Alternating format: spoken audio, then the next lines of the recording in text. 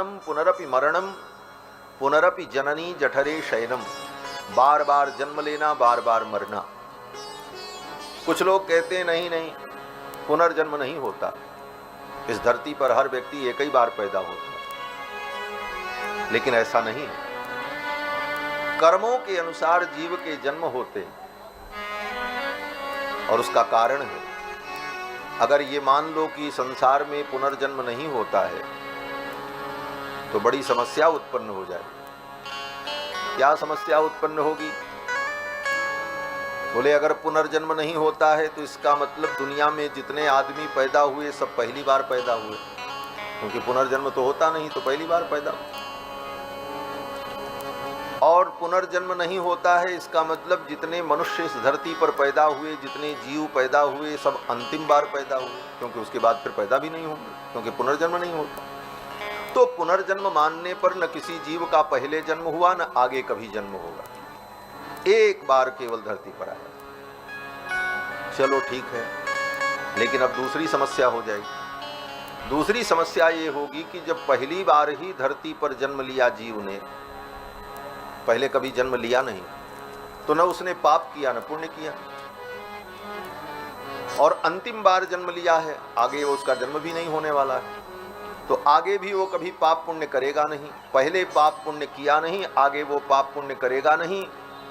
तो जब पहले उसने पाप पुण्य कुछ किया ही नहीं, अच्छा बुरा, तो इस धरती पर कोई दुखी क्यों है, कोई सुखी क्यों है? ये प्रश्न खड़ा हो। कोई जीव राजा बन करके बैठा है और कोई जीव गली का कुत्ता बना हुआ है, डंडा खा रहा है। कोई सुख भोग रहा है, कोई दुख भोग रहा है। ये सुख दुख का कारण फिर क्या है? अगर जीव पहले संसार में पैदा नहीं हुआ, पाप पुण्य नहीं किया, तो ये सुख दुख क्यों हो रहा है? और सबके सुख दुख में अंतर क्यों है? हर प्राणियों के सुख दुख में अंतर है, तो सुख दुख का कारण किसे मानोगे? तो आप कहो उसके कारण भगवान है, भगवान ने सबको जिसको चाहा सुखी कर दिया, जिसको चाहा दुखी कर दिया। बोले ये तो और बड़ी भारी समस्या खड़ी हो जाएगी। बोले फिर तो भगवान जो है वो तो बड़ा अन्यायी हो जाएगा। क्यों? बोले किसी को बिना कारण दुख देना और किसी को बिना कारण सुख देना, ऐसी मनमर्जी। बोले ऐसी मनमर्जी अगर ईश्वर की होगी तो इस ईश्वर को हम न्यायप्रिय कैसे कह सकते हैं? बिना कारण के किसी को कुत्ता बना दिया और बिना कारण के किसी को राजा बना दिया। फिर तो ऐसे ईश्वर से हम कोई अपेक्षा भी नहीं रख सकते। ये तो वही हुआ कि अंधेर नगरी चौपट राजा, टकासेर भांजी टकासेर खाजा। एक अंधेर नगरी थी, गुरु चेला जा रहे थे, बाजार लगी थी बड़ी सुंदर, बाजार में खाजा बिक रहा था। दुकानदार कह रहा था टकासेर खाजा, टकासेर खाजा। आगे गया तो भांजी बिक रही थी, सब्जी बिक रही थी, वो भी बोले टकासेर सब्जी, टकासेर भांजी। चेला ने कहा गुरुजी ये नगर तो बहुत अच्छा है। बोले क्यों? बोले यहाँ सब कुछ टकासेर है। लड्डू खरीदो वो भी 1 टका में मिल जाएगा, सब्जी भी मिल जाएगी 1 टका में, 1 रुपए में। यहाँ तो बड़ा अच्छा वातावरण है, यहीं कुछ दिन रह करके हम लोग माल दाल खाएं, आनंद करें। गुरुजी ने कहा चेला जहाँ पर ऐसी स्थिति हो, टकासेर भांजी टकासेर खाजा, ये तो अंधेर नगरी है, यहाँ तो कभी भी कोई विपत्ति आ सकती है। चेले ने कहा गुरुजी जब आएगी तो देखा जाएगा, पहले तो खाएं मौज करें, थोड़ा कुछ दिन रहा जाए यहाँ इस नगरी में। गुरुजी ने कहा ठीक है। रुक गए महाराज, वो खाने पीने लगे, घूमने टहलने लगे। एक दिन बड़ी भारी समस्या खड़ी हुई। समस्या ये हुई कि राजा के दरबार में एक मुकदमा आया, और मुकदमा ये था कि एक चोर चोरी करने गया था और किसी के घर की मट्टी की दीवार काट रहा था, और काटने के बाद, सेंध काटने के बाद जब भीतर घुसने लगा तब तक वो मट्टी का एक थप्पा गिर गया, मट्टी की दीवार, उसका पैर टूट गया, पकड़ा गया और राजा के दरबार में उपस्थित किया गया। लोगों ने कहा ये चोरी करने गया था। तो राजा ने पूछा ये तुम्हारा पैर कैसे टूटा? तो चोर ने कहा महाराज दीवार बड़ी कमजोर थी और दीवार गिर गई और उसी मट्टी के भार से हमारा पैर टूट गया। तो राजा ने कहा, इतनी कमजोर दीवार किस कारीगर ने बनाई थी, उसको बुलाओ, उसको दंड दिया जाए। जो चोरी करने गया उसको दंड नहीं, दीवार बनाने वाले पर कार्यवाही हो रही थी। क्यों? बोले अंधेर नगरी पकड़ा गया, खोजा गया महाराज। वो मजदूर मिला बड़े मुश्किल से, बूढ़ा हो गया था बेचारा। बोले तुमने इतनी कमजोर दीवार बनाई, ये दीवार टूट करके गिर गई और इस चोर का पैर टूट गया, तुमको दंड दिया जाएगा। दंड चोर को नहीं, दीवार बनाने वाले को। इसके बाद इतनी बड़ी अंधेर की जब दंड देने का समय आया तो बोले कौन सा दंड दिया जाए? आर्थिक दंड, शारीरिक दंड? बोले नहीं, इसको मृत्यु दंड दे दिया जाए, फांसी पर चढ़ा दिया। कोई सुनवाई नहीं, अंधेर नगरी। फांसी पे चढ़ाने के लिए जब जल्लाद ले गया उसको, तो फांसी का फंदा उसके गले में फिट न बैठे। वो दुबला पतला बीमार मजदूर। जल्लाद ने कहा कि ये बड़ा कमजोर है, इसके कैसे फांसी दें, बड़ा मुश्किल, इसके शरीर में तो वजन भी नहीं। कुछ वजन हो तब ये लटकेगा, तभी तो मरेगा। इसके शरीर में तो वजन भी नहीं। तो राजा ने कहा ऐसा करो, किसी मोटे तगड़े आदमी को फांसी पे चढ़ा दो, इसको छोड़ दो। वहां तो अंधेर नगरी थी। अब मोटा आदमी ढूंढा जाने लगा, तब तक वो गुरु चेला वहीं खड़े थे। चेला खूब खा करके मोटा तगड़ा हो गया था। बोले इसी को पकड़ो, फांसी चढ़ाओ। पकड़ लिया महाराज, ले चले फांसी चढ़ाने के लिए। अब तो चेला घबराया, गुरुजी अब क्या करें? गुरुजी ने कहा हम तो पहले ही कहे थे, अंधेर नगरी, चौपट राजा, टका शेर भांजी टका शेर खाजा, यहाँ तो कुछ भी हो सकता है और कभी भी कुछ भी हो सकता है। बोले गुरुजी एक बार किसी प्रकार प्राण बचा लो, फिर देखा जाएगा। गुरुजी ने कहा अच्छा। गुरुजी के पास अनेक युक्तियां थीं, उपाय थे। गुरुजी ने कहा देखो, गुरुजी ने कहा ठीक है, इसे आप फांसी पे ले जा रहे हो, लेकिन हम गुरु चेला थोड़ी बात कर लें आपस में, एक अवसर हमको दो। राजा ने कहा ठीक है। गुरुजी ने चेले के कान में कहा कि देखो, जब फांसी देने के लिए तुमको ले जाएंगे उसी समय मैं चिल्लाऊंगा कि मुझे फांसी दो, मुझे फांसी दो। चेले ने कहा तब तो आपको भी फांसी पे चढ़ा देगा ये।